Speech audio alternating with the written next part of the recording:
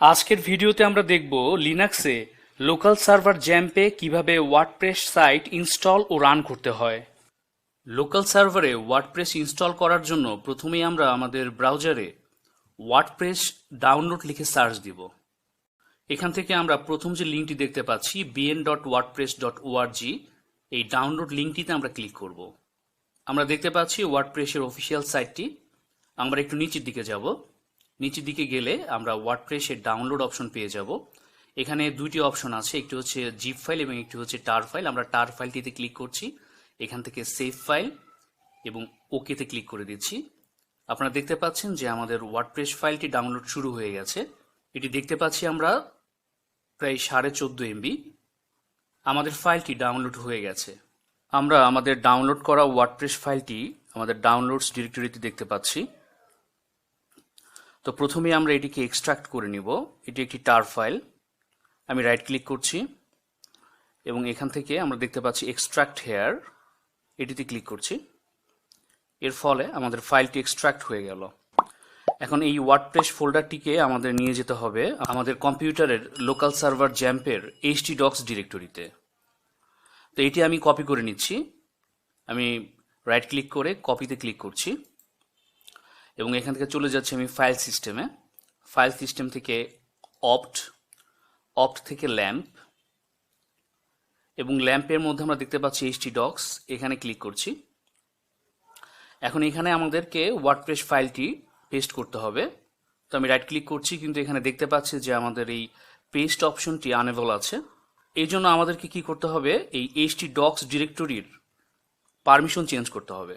তো এই জন্য আমি এখানে টার্মিনাল ওপেন করছি এবং টার্মিনালে একটি কমান্ড দিচ্ছি। আপনারা দেখতে পাচ্ছেন আমি একটি কমান্ড লিখেছি, sudo space chmod space 777 space /opt/lamp/htdocs, এবং আমি এন্টার প্রেস করছি। আমি টার্মিনালটি ক্লোজ করে দিচ্ছি। আপনারা দেখতে পাচ্ছেন যে এখন আমাদের আইকনের উপরে কিন্তু একটি ছোট্ট লকের মতো চিহ্ন দেখা যাচ্ছে। তো আমি এখানে রাইট ক্লিক করছি, এবার আমি পেস্ট করে দিচ্ছি। আমরা দেখতে পাচ্ছি আমাদের ওয়ার্ডপ্রেস ফাইলটি কপি হচ্ছে। হ্যাঁ, কপি হয়ে গেছে। এখন এই ফোল্ডারটিকে আমাদেরকে রিনেম করতে হবে। আমি চাইলে এই যে নাম আছে এই নামই রাখতে পারি, অথবা আমরা আমাদের নিজেদের মতো নামটি কাস্টমাইজ করে নিতে পারি, রিনেম করে নিতে পারি। তো আমি এটিকে রিনেম করে নিচ্ছি।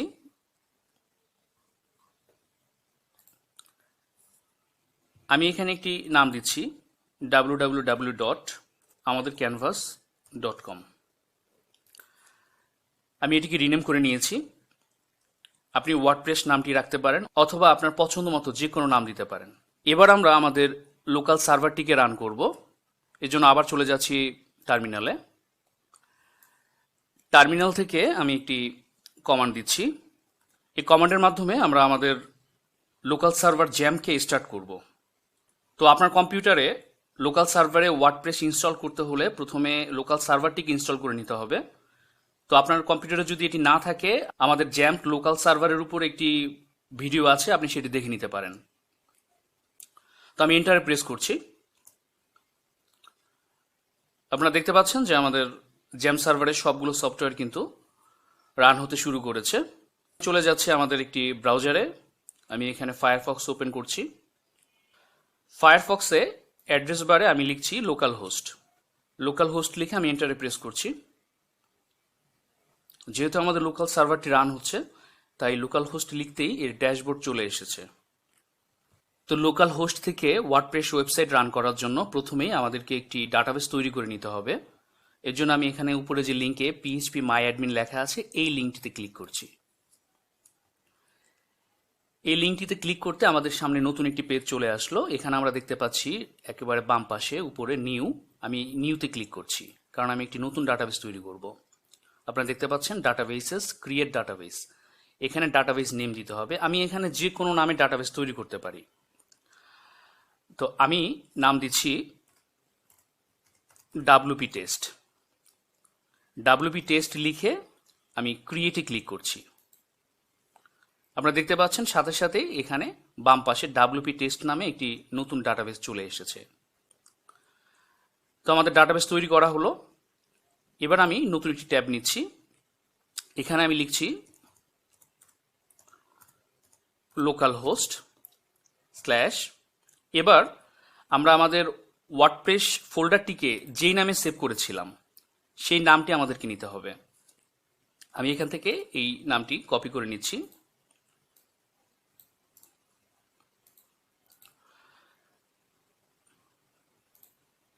এখানে স্ল্যাশের পরে লোকালহোস্টের পরে আমরা এখানে পেস্ট করে দিচ্ছি। আপনি ওয়ার্ডপ্রেস ফোল্ডারটিকে যেই নামে সেভ করবেন সেই নামটি এখানে লোকালহোস্টের পরে লিখতে হবে। আমি এবার এন্টারে প্রেস করছি। আমরা দেখতে পাচ্ছি যে ওয়ার্ডপ্রেস ইনস্টলেশনের পেজটি চলে এসেছে। এখানে আমাদেরকে database name, database user name, password, host, table prefix এগুলো দিতে হবে। তো প্রথমে আমি লেটস গো এই লিঙ্কে ক্লিক করছি। এখানে চলে এসেছে ডাটাবেস নেম। তো আমরা একটি ডাটাবেস তৈরি করেছিলাম, আপনারা দেখেছেন, ডাব্লিউপি টেস্ট নামে ওয়ার্ডপ্রেসের জন্য। ডাটাবেসের নাম দিয়ে দেব ডাব্লিউপি টেস্ট। এরপর ইউজার নেম। ইউজার নেম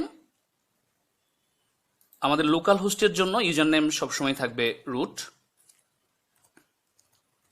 আমি রুট লিখে দিলাম এবং পাসওয়ার্ডটি আমি পাসওয়ার্ডের ঘরটি খালি রাখবো। ডাটাবেস হোস্ট থাকবে লোকাল হোস্ট এবং টেবিল প্রিফিক্স থাকবে ডাব্লিউপি আন্ডারস্কোর। তো আপনারা এখানে দেখতে পাচ্ছেন যে আমি যেই নামে ডাটাবেস তৈরি করব সেই নামটি এখানে লিখে দিব। আর ইউজার নেম সবসময় রুট থাকবে, পাসওয়ার্ডের ঘর খালি থাকবে, ডাটাবেস হোস্ট থাকবে সবসময় লোকাল হোস্ট এবং টেবিল প্রিফিক্স থাকবে যেটা আছে সেটাই, অর্থাৎ ডাব্লিউপি আন্ডারস্কোর। এবং আমি এখানে সাবমিট বাটনে ক্লিক করছি। আমরা এখানে দেখতে পাচ্ছি যে একটি মেসেজ আছে যে unable to right wp-config.php file. তো ওয়ার্ডপ্রেস ফোল্ডারের মধ্যে wp-config.php নামে একটি ফাইল থাকে। এই ফাইলটি ওয়ার্ডপ্রেস নিজে থেকে ক্রিয়েট করতে পারছে না, তাই এটি আমাদের ক্রিয়েট করে দিতে হবে। এবং এখানে যে টেক্সটগুলো আছে এগুলো আমাদেরকে ওই ফাইলের মধ্যে লিখতে হবে। তো আমি এখান থেকে এটি কপি করে নিচ্ছি।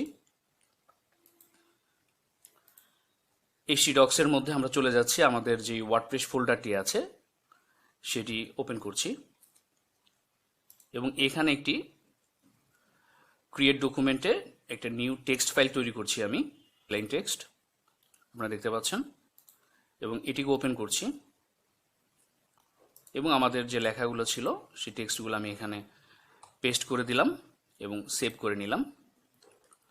ফাইলটি ক্লোজ করে দিচ্ছি এবং ফাইলটি আমাদেরকে রিনেম করে নিতে হবে।